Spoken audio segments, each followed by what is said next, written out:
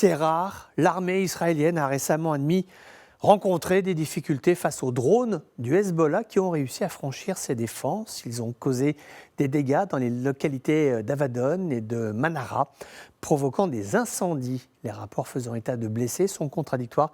Certains suggèrent jusqu'à 10 blessés par des débris, bien que l'armée israélienne ait déclaré qu'il n'y avait pas eu de blessés. En tout cas, ce qui est certain, c'est que des sources de haut rang en Israël ont exprimé leur inquiétude concernant les drones du Hezbollah qui posent un défi au système de défense aérien israélien. Non seulement il faut les détecter à temps, mais quand l'ordre est donné de les intercepter, il ne faut pas provoquer des impairs. Ainsi, on a appris que des intercepteurs de l'armée israélienne ont provoqué des incendies.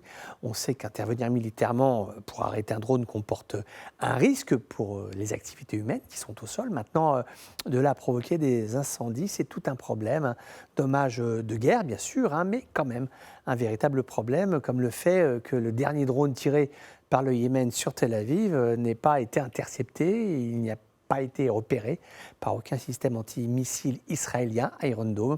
Et souvenons-nous, le 25 juillet, le Hezbollah a lancé 20 drones et environ 200 roquettes vers Israël, causant des dommages importants. Un des drones a touché un site militaire sensible. L'armée israélienne a réagi avec des frappes ciblées pour neutraliser les capacités du Hezbollah. Ces événements mettent en lumière les défis posés par les nouvelles technologies de drones, soulignant la nécessité pour Israël de développer des contre-mesures plus efficaces.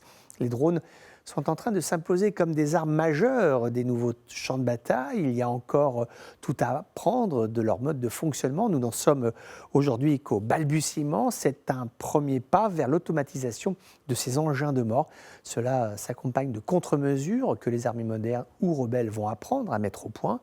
Cela prendra du temps. Ce n'est pas simple, même pour une force militaire aussi puissante et technologique que celle d'Israël. À la guerre, personne n'est infaillible. Les Israéliens le savaient, ils en ont aujourd'hui la confirmation.